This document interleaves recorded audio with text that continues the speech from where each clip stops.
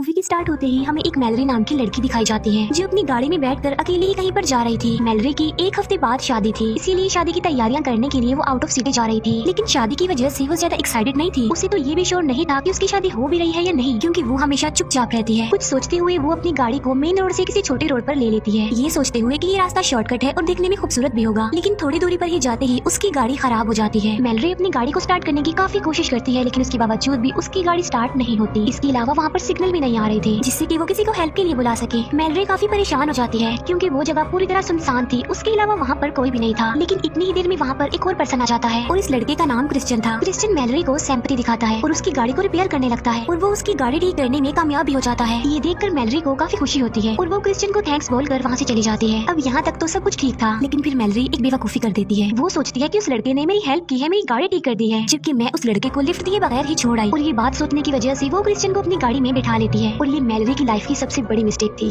Starting में तो Christian Malory को इम्प्रेस करने के लिए काफी अच्छी इधर-उधर की बातें करता है, लेकिन थोड़ी दूर जाते ही उसकी कन्वर्सेशन, उसकी बातें चेंज हो जाती हैं और उसका बिहेवियर भी अब बदल गया था। वो मैलरी से अजीबोगरीब बातें करने लगा था। मैलरी समझ चुकी थी कि वो किस टाइप का इंसान है और वो क्या चाह रहा है, इसीलिए वो गाड़ी रोक लेती है और क्रिश्चियन को गाड़ी से उतरने के लिए कहती है। लेकिन क्या वो इतनी आसानी से गाड़ी से उतरने वाला था? बिल्कुल भी नहीं। और मैलरी को भी इस बात का अंदाजा नहीं था कि वो कितनी बड़ी मुसीबत में फंस चुकी है। क्रिश्चियन जल्दी से अपना नाइफ निकाल लेता है और मैलरी को नाइफ दिखाकर वो उसे कहीं पर ले जा रहा था। अब जान बचाने के लिए मैलरी को उसकी बात तो माननी ही पड़नी थी। लेकिन तभी मैलरी देखती है कि क्रिश्चियन ने अपनी सीट बेल्ट नहीं लगाई हुई और यही मौका था मैलरी के पास अपनी जान बचाने का। मैलरी एक कर्व से अपनी गाड़ी को खाई में फेंक देती है, जहाँ पर जाकर गाड़ी बुरी तरह क्रैश हो जाती है, जिसमें मैलरी बच जाती है। लेकिन मुसीबत की बात तो ये है कि वो गाड़ी से निकल नहीं सकती थी क्योंकि उसका पैर सीट में बुरी तरह फंस चुका था। वो खुद को फ्री करने की काफी कोशिश करती है लेकिन नहीं हो पाती। और तभी हम बाहर क्रिश्चियन को देखते हैं। वो भी बच गया था, जो कि बिल्कुल ठीक था, सही सलामत था। इवन वो मैलरी से भी ज्यादा सही हालत में था। और यहाँ पर वो बाहर होने के बावजूद भी मैलरी की हेल्प नहीं करता, बल्कि वो उसे वहीं मरने के लिए छोड़कर वहाँ से चला जाता है, जबकि मैलरी सिर्फ हेल्प के लिए चिल्लाती रहती है। फिर ऐसे करते करते रात हो जाती है, लेकिन मैलरी अभी तक वहाँ पर फंसी हुई थी, वहाँ से फ्री नहीं हुई थी। असल में वहाँ पर सिचुएशन ही ऐसी थी जिसे देखकर लग रहा था कि शायद मैलरी कभी भी ना फ्री हो पाए, क्योंकि गाड़ी का दरवाजा लॉक था। फिर जैसे ही रात होती है वहाँ पर ठंड बढ़ जाती है और मैलरी को सर्दी लगने लगती है। लेकिन गाड़ी में कुछ कपड़े थे जिन्हें पहनकर मैलरी अपनी सर्दी तो रोक लेती है और लकीली कार में बैटरी भी थी जिसकी मदद से वो हीटर ऑन कर लेती है। अब ठंड से तो वो बच गई थी, लेकिन इसके अलावा भी वहाँ पर मल्टीपल प्रॉब्लम्स थी, क्योंकि वो जंगल था, आसपास जंगली जानवर थे जो सारे मैलरी की गाड़ी के आसपास ही घूम रहे थे। ये देखकर मैलरी जल्दी से गाड़ी की हेडलाइट्स ऑन कर देती है, जिसे देखकर वो सारे एनिमल्स डर जाते हैं और वहाँ से भाग जाते हैं। फिर किसी तरह ये रात गुजर जाती है, लेकिन मैलरी के लिए अब मुसीबत बढ़ गई थी, क्योंकि पीने के लिए उसके पास बहुत थोड़ा सा पानी था और खाने के लिए तो कुछ भी नहीं था। फिर ऐसे करते करते रात हो जाती है और रात से अगली सुबह, लेकिन स्टिल मैलरी वहीं पर फंसी हुई थी, वो अभी तक फ्री नहीं हो पा रही थी। लेकिन मैलरी को साथ साथ बचने की कोई उम्मीद भी नजर नहीं आ रही थी।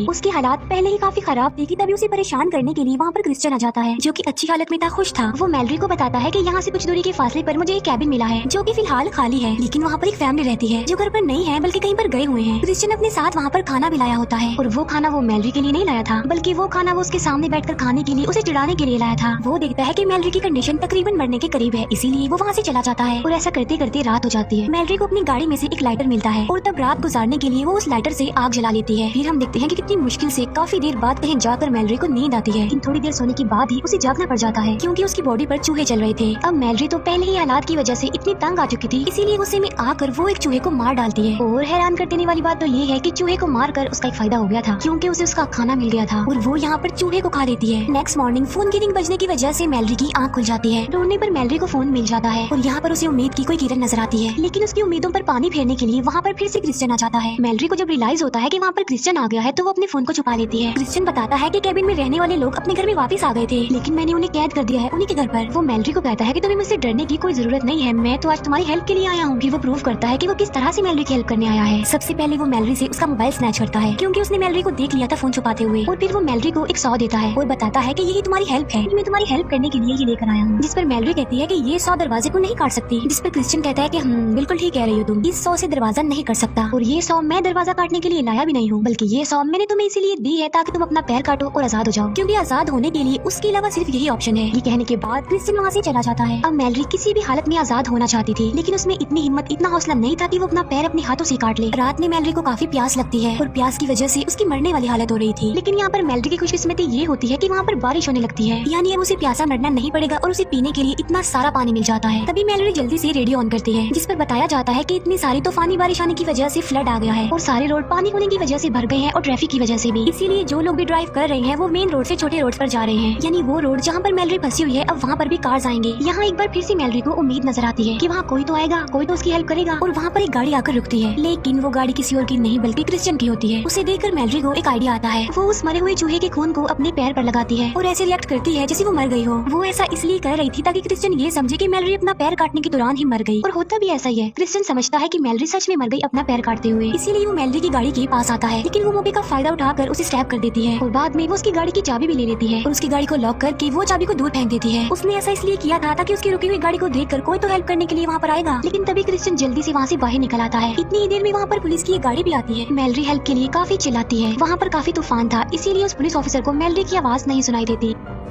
क्रिश्चियन उस पुलिस ऑफिसर की हेल्प मांगकर उसे लिफ्ट लेकर वहाँ से चला जाता है और बेबस मैलरी एक बार फिर से चिल्लाती रहती है। वो सोचती है कि अगर वो ऐसे ही वहाँ पर पड़ी रही तो मर जाएगी, इसीलिए अब आजाद होने के लिए उसे कुछ करना है, उसे हिम्मत करनी होगी। और काफी सोचने के बाद वो अपना पैर काटने का फैसला करती है। लेकिन मैलरी की किस्मत अच्छी थी क्योंकि पानी होने की वजह से उसकी गाड़ी बहने लगती है, जिससे गाड़ी का दरवाजा खुल जाता है और अब मैलरी फ्री हो जाती है बगैर पैर काटे। फिर वो वहाँ से निकलने का रास्ता ढूंढ रही होती है, लेकिन तभी उसे वहाँ पर एक कैबिन नजर आता है जिसके अंदर से किसी के चीखने चिल्लाने की आवाजें सुनाई देती है। और ये वही कैबिन था जिसके बारे में क्रिश्चियन बता रहा था, और यहाँ पर डेफिनेटली क्रिश्चियन है। अब मैलरी का रास्ता बिल्कुल साफ था, वो जान बचाकर वहाँ से भाग सकती थी, लेकिन वैसा नहीं करती, बल्कि वो कैबिन की तरफ बढ़ती है और उसे पता चलता है कि यहाँ पर बहुत सारे ट्रैप्स लगाए गए हैं। वो देखती है कि कैबिन के मालिक को क्रिश्चियन ने मार दिया है। इसके अलावा जिस पुलिस ऑफिसर की लिफ्ट लेकर क्रिश्चियन वहाँ पर आया था उसको भी मार दिया था उसने, और अब उसने कैबिन की रहने वाली एक लड़की को पकड़ा हुआ है और उसे बांधा हुआ है। तब मैलरी चुपके से उसे फ्री कर रही होती है, लेकिन तभी वहाँ पर क्रिश्चियन आ जाता है। लेकिन यहाँ पर मैलरी ने एक समझदारी की थी, उसने पहले ही उस पुलिस ऑफिसर की गन उठा ली थी। यहाँ पर उन दोनों यानी मैलरी और क्रिश्चियन के बीच काफी फाइट होती है, और इस बीच मौके का फायदा उठाकर मैलरी क्रिश्चियन को गिराने में कामयाब हो जाती है और क्रिश्चियन जाकर सीधा एक ट्रैप पर गिरता है, जिससे उसका पैर एक ट्रैप में फंस जाता है। और तो और वो इंजर्ड भी है और उसकी हालत खराब भी है। और यहाँ पर मैलरी क्रिश्चियन की हेल्प करती है, सेम वैसे ही जैसे क्रिश्चियन ने उसकी की थी। वो क्रिश्चियन को एक नाइफ देती है और उसे कहती है कि बचने का सिर्फ यही रास्ता है, नाइफ से अपना पैर काटो और आजाद हो जाओ। लेकिन नाइफ से पैर काटना काफी तकलीफ देता, काफी मुश्किल था। और ये कहने के बाद मैलरी उसे मरने के लिए उस लड़की को अपने साथ लेकर वहाँ से चली जाती है। फिर हम क्रिश्चियन को देखते हैं जो कि अपनी आखिरी सांसें गिन रहा था, वो मरने वाला था। और फिर देखते ही देखते क्रिश्चियन मर जाता है। यानी इसका मतलब ये है कि मैलरी ने अपना रेवेंज ले लिया था। इसके अलावा इस स्टोरी का मोरल ये भी है कि अगर तुम किसी के साथ बुरा करोगे तो तुम भी कभी न कभी किसी ट्रैप में फंस सकते हो। और इसी के साथ इस मूवी का यहीं पर दी एंड हो जाता है। Thank you for watching.